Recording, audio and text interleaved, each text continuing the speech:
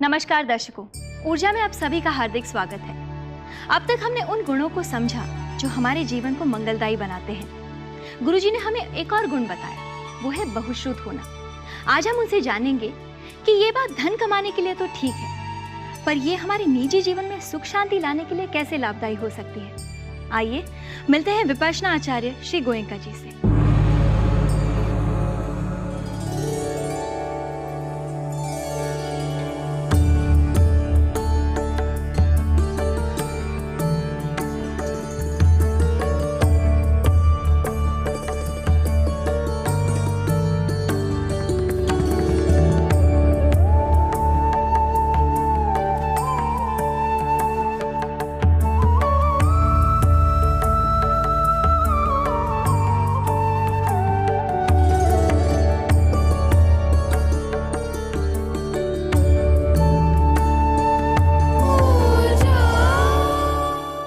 प्रणाम गुरुजी। सुखी हो बेटी। प्रणाम माता जी। गुरुजी, बहुश्रुत यानी पढ़ा लिखा होने से हमारे जीवन में सुख शांति कैसे आ सकती है? बेटी, सुख शांति आए इसके लिए भगवान ने जो छठा उत्तम मंगल दिया, अत्तसम्मा फणिधीच, माने आत्मदर्शन करना सीखें, आत्मनिरीक्षण करना सीखें, आत्म परीक्षण करना सीखें, आत्मशोधन करना सीखें। ये पढ़ाई के साथ साथ चले। एक और पढ़ाई लिखाई हो रही है, क्योंकि हमें गृहस्थ होने के नाते अपने भरण पोषण के लिए, अपने परिवार के भरण पोषण के लिए, अन्य लोग जो हम पर आश्रित हैं उनके भरण पोषण के लिए पढ़ना लिखना, कोई शिल्प में परफेक्ट होना, दक्ष होना आवश्यक है। लेकिन इसके साथ साथ चरित्र निर्माण साथ साथ चले। स्कूलों में एक पीरियड देते हैं, उसे पीटी कहते हैं, फिजिकल ट्रेनिंग। मैं कहूँ एक पीरियड भले छोटा ही सही, एमटी का होना चाहिए, मेंटल ट्रेनिंग का। उस समय सारे विद्यार्थी विद्यार्थिनियां बैठ करके मन को वश में करना सीखें। उससे कई लाभ, एक तो पढ़ाई लिखाई में भी लाभ मिलना शुरू हो जाए, स्मरण शक्ति बहुत तेज हो जाती है, जो सब्जेक्ट पढ़ाया जा रहा है उसको समझने की शक्ति बढ़ती है, और इससे बड़ी बात कि मन वश में करना सीखते हैं। जो स्मरण शक्ति बढ़ती है उसके आश्चर्यजनक उदाहरण हमारे सामने हैं। भगवान के परिनिर्वाण के बाद जो प्रमुख भिक्षु थे, उन्होंने सोचा कि भगवान की सारी वाणी अगर हम संग्रहित कर दें, एक साथ इकट्ठी कर दें, तो वो प्रामाणिक रूप में जीवित रहेगी और आगे पीढ़ियों के लिए सदियों तक काम आएगी लोगों के। तो 500 भिक्षुओं का एक संगायन हुआ। संगायन हुआ माने साथ बैठ करके उसका पाठ करते हैं वाणी का। समय समय पर जो भिक्षु इसको याद रखते हैं, याद रखने की परंपरा चल रही है। भगवान की वाणी के 3 हिस्से बने। एक को कहा सुत्त पिटक, एक को कहा विनय पिटक, एक को कहा अभिधम्म पिटक, और तीनों मिलकर हुए त्रिपिटक। तो सुत्त पिटक सामान्य लोगों के लिए, विनय पिटक भिक्षुओं के लिए, अभिधम्म पिटक तो बहुत गहन चित्त और शरीर का संबंध, उससे कैसे कर्मों का निर्माण होता है, कैसे बढ़ते हैं, कैसे कर्मों को, कर्म संस्कारों को दूर किया जा सकता है, कैसे मुक्ति प्राप्त की जा सकती है, बहुत गंभीर विषय, वो अभिधम्म पिटक। तो कुछ लोग सुत्त को याद धरें, केवल सुत्त पिटक को तो सुत्तधर कहलाएं, विनय को याद करें विनयधर कहलाएं, अभिधम्म को याद करें अभिधम्मधर कहलाएं, कोई तीनों को याद करे वो त्रिपिटकधर कहलाए। ये परंपरा भारत की पुरानी परंपरा, विश्व में एक ऐसी परंपरा जिसने कंठस्थ याद करके अपने साहित्य को शुद्ध रूप में कायम रखा, और हजारों वर्ष तक, ये नहीं कोई 1-2 पीढ़ी की बात है। तो आज भी बर्मा में 4 ऐसे भिक्षु हैं जो त्रिपिटकधर हैं, पूरा त्रिपिटक उनको याद है। तो इस परंपरा का, इस स्मरण शक्ति का ये बहुत बड़ा फायदा हुआ कि हमारे भारत को फिर मिली, ये विद्या मिली वापस, विपश्यना विद्या मिली, वाणी मिली। तो ये याददाश्त के बल के ऊपर, तो ये बहुत बड़ा लाभ अपने स्मरण शक्ति बढ़ाने का। इस विद्या से स्मरण शक्ति बढ़ती है। अब कुछ लोगों को अनेक जन्मों से स्मरण शक्ति अच्छी है तो और बढ़ाव खाती है। अपनी स्मरण शक्ति बढ़ाने के लिए इस विद्या का अत्त सम्मा पणिधि है। अपने मन को वश में करो, अपना निरीक्षण करो, अपना परीक्षण करो, कोई सुधार करना हो तो सुधार करो। ये सारी बातें बहुत कल्याण की बातें हैं, ये धर्म के साथ जुड़नी चाहिए। ये इसलिए इसको मंगल में उत्तम मंगल एक माना गया। शुक्रिया गुरुजी, आपने हमें इतनी अच्छी बात बताई। हमें तो इन भिक्षुओं का खासकर आभार प्रकट करना चाहिए, क्योंकि इनकी वजह से इतने अरसे तक उन्होंने ये परंपरा बनाए रखी। गुरुजी, आपसे बातचीत जारी रहेगी, लेकिन एक छोटे से ब्रेक के बाद। स्वागत है आप सभी दर्शकों का ऊर्जा में। गुरुजी, कई बार संतजन बहुश्रुत होने की, यानी ज्यादा पढ़ा लिखा होने की निंदा करते हैं। हाँ, उनका निंदा करना भी स्वाभाविक है, समझ में आता है क्यों करते हैं। कि जब बहुत पढ़ लिख करके आदमी के मन में बड़ा गर्व जागता है, अभिमान जागता है, अरे मैं इतना पढ़ा लिखा, मुझको देखो इतना साहित्य कंठस्थ याद है, इत्यादि इत्यादि, अपने पांडित्य लोगों के सामने प्रदर्शन करे, चरित्र कुछ नहीं, जीवन में धर्म उतरा नहीं, तो लोग देखते हैं कि पढ़ना लिखना क्या काम है इस आदमी के। तो महत्व तो चरित्र को दिया जाना चाहिए। अगर चरित्र नहीं है तो पढ़ा लिखा भी काम की बात नहीं है, गर्व पैदा करेगा। पढ़े लिखे अवश्य, लेकिन उसके साथ साथ अपने चरित्र को बनाए। एक घटना भगवान के जीवन काल में, एक राज पुरोहित ने देखा, बहुत पढ़ा लिखा, बहुत विद्वान। उसने देखा, अपने राजा को परीक्षा करके देखें कि ये मेरा जो सम्मान करता है, मैं पढ़ा लिखा हूं इसलिए सम्मान करता है कि मैं चरित्रवान हूं। चरित्रवान भी था कि मेरे चरित्रवान होने की वजह से सम्मान करता है, परीक्षा करें। तो उसने कहीं मार्केट में जाकर के किसी ज्वेलर की दुकान से कुछ गहना उठा लिया, पकड़ा गया, केस आया, राजा के पास पहुंचा। राजा ने कहा दंड मिलेगा, तूने चोरी की ना, तुझे दंड मिलेगा। आज पुरोहित बड़ा खुश हुआ, हमने इसीलिए किया था ये कि आपकी परीक्षा करनी थी कि आप मेरे पढ़े लिखे होने की वजह से सम्मान करते हैं कि मेरे चरित्रवान होने की वजह से सम्मान करते हैं। मेरा चरित्र ठीक नहीं है तो 1000 पढ़ा लिखा हो, आप मुझे दंड देंगे। तो भारत में एक समय ऐसा था जबकि धर्म की महत्ता, और ये हमारे लिए बड़ा गौरव का समय कि धर्म की महत्ता है, चरित्र की महत्ता है। पढ़ना लिखना उसमें सहायक होता है, लेकिन केवल पढ़ना लिखना ही हो और चरित्र नहीं हो तो काम की बात नहीं है। इसलिए संतों ने कभी कभी बुरा कहा उसे, बहुत पढ़े लिखे केवल विवाद करें, केवल विवाद करें। तो अपने यहाँ के सदगुरु नानक देव जी, उन्होंने ये सारी स्थिति देख करके कहा, पढ़ पढ़ पंडित वाद बखाने। वाद करता है पढ़ करके, विवाद करता है पढ़ करके, और भीतर हुंदी वस्तु न जाने। भीतर की जो वस्तु है उसको जानता ही नहीं, क्योंकि भीतर जाने की विद्या ही नहीं सीखी उसने, केवल याद किया और याद करके बखान करता है, विवाद करता है। भीतर की वस्तु यानी हृदय वस्तु, हृदय का एक क्षेत्र ऐसा है जिसमें सारा ज्ञान भरा पड़ा है, जिसमें हमको चरित्रवान बनाने की का एक साधन उसके अंदर है, उसको जानता ही नहीं। तो इसलिए निंदा होती है कि केवल पढ़ लिया लेकिन तूने अपने जीवन में धर्म उतारा नहीं। भगवान बुद्ध ने एक घटना सुनाई अपने पूर्व जन्म की।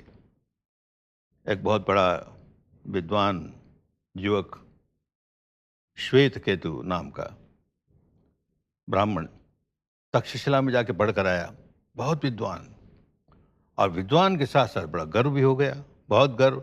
तो उसने अपना एक विद्यालय खोला, विद्यार्थियों को पढ़ाता है और बड़ा गर्व भी है।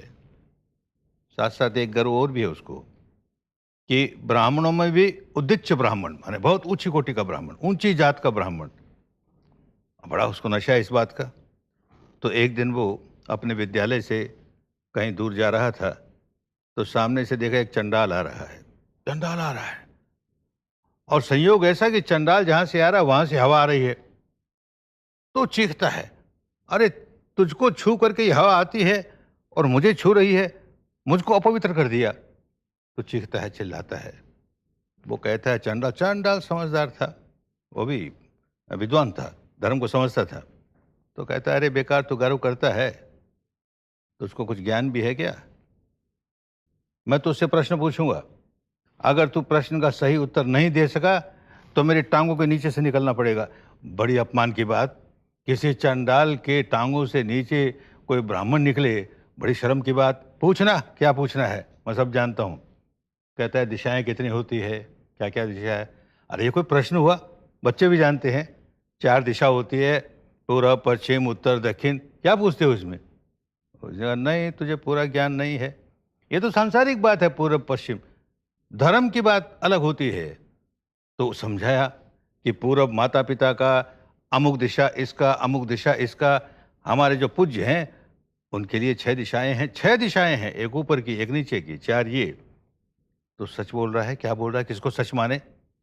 तो राजा का जो पुरोहित था उस समय का, वो बड़ा विद्वान चरित्रवान, उसके पास गया केस।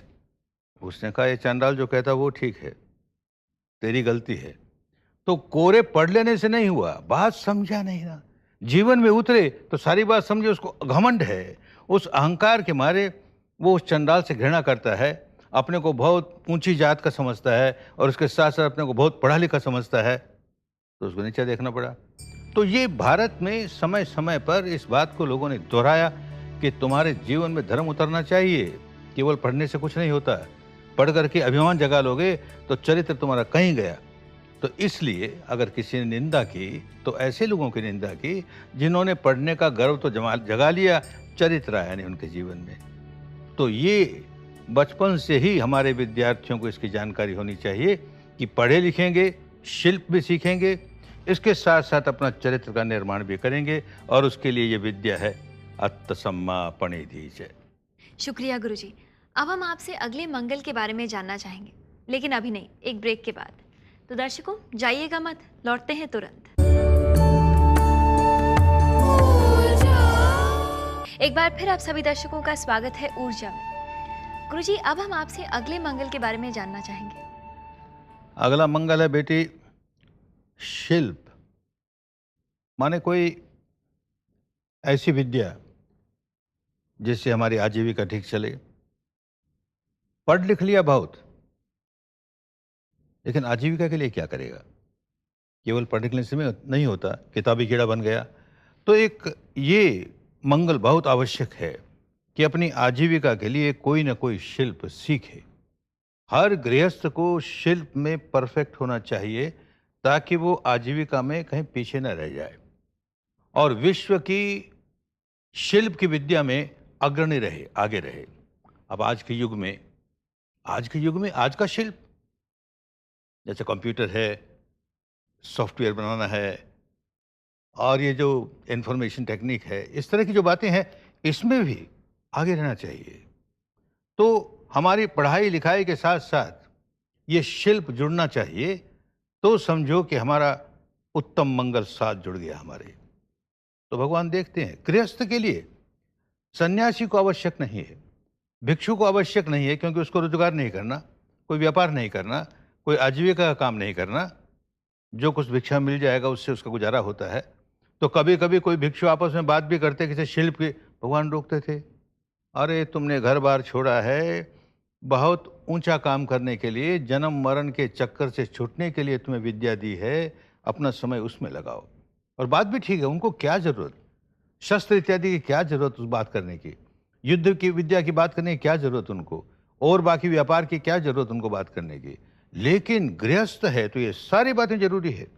तो जब गृहस्थ को सिखाते हैं तो कहते हैं बहुश्रुत होने के साथ साथ, पढ़ाई लिखाई होने के साथ साथ तुमको शिल्प में भी परफेक्ट होना पड़ेगा, आर्ट और साइंस दोनों में तुमको परफेक्ट होना पड़ेगा, ताकि तुम अच्छी जीविका अपना करके सुख का जीवन जी सको, शांति का जीवन जी सको।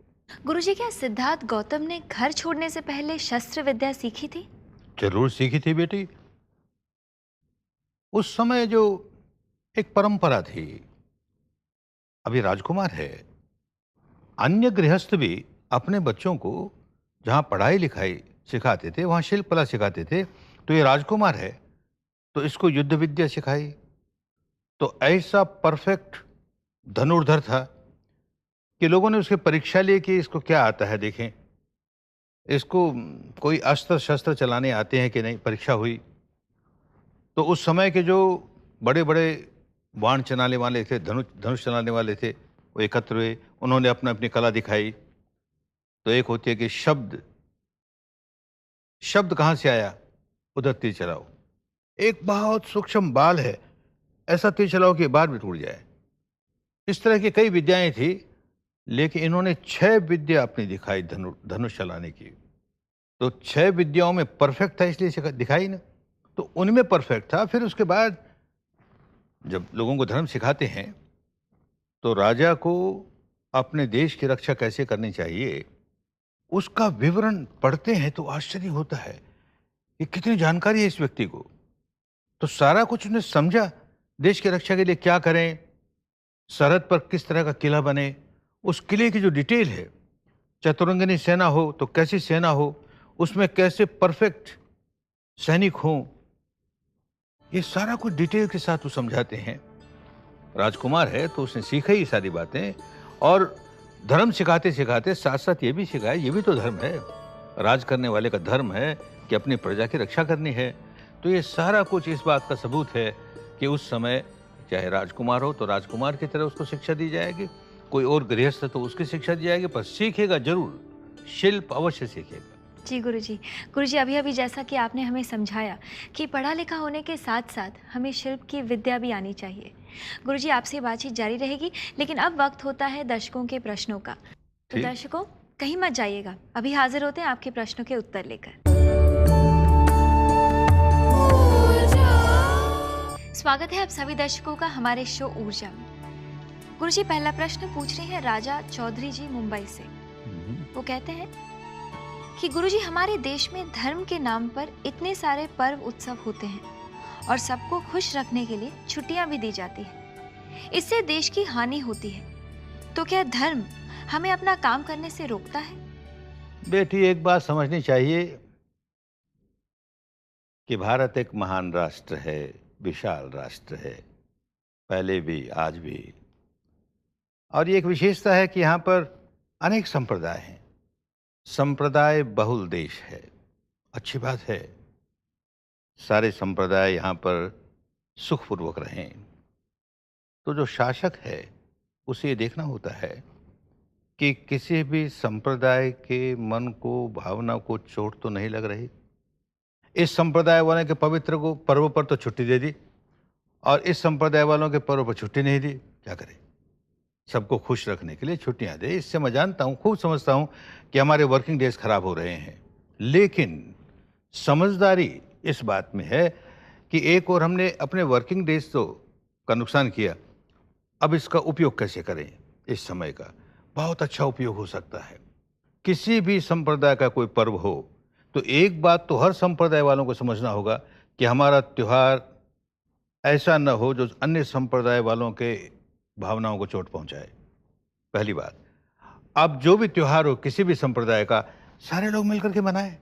ये त्योहार तो अमुक संप्रदाय का है, हम भी तुम्हारे साथ हैं, तो भाईचारा बढ़ेगा, प्यार बढ़ेगा, मोहब्बत बढ़ेगी, तो तुम्हारे वर्किंग डेज या वर्किंग आवर्स जो नष्ट हुए उससे ज़्यादा कल्याण होगा। देश में जितने जितने अन्य संप्रदायों के साथ, बहुत संप्रदायों के साथ प्यार मोहब्बत रहेगी, उतना ही काम करने की शक्ति बढ़ेगी, देश उन्नति करेगा। तो ये छुट्टियां हैं, रहे, लेकिन इसका सदुपयोग हो, ये ख्याल रखें। शुक्रिया गुरुजी। गुरुजी अगला प्रश्न पूछ रहे हैं आनंद शुक्ला जी झांसी से। वो कहते हैं कि गत कुछ सदियों में भारत में जो संत हुए हैं उनके जीवन से हमें सचमुच प्रेरणा मिलती है। कबीर, ज्ञानेश्वर जी जैसे संतों की करुणा स्पष्ट दिखाई देती है, लेकिन पुरातन काल में जो ऋषि हुए वे औरों को श्राप दिया करते थे, क्या उनके मन में करुणा नहीं थी? बेटी, जो क्रोध पैदा करके श्राप देता है वो न तो मुनि है, न ऋषि है, न संत है। और इस तरह के लोग कोई किसी एक युग की बात नहीं है, होते रहते हैं।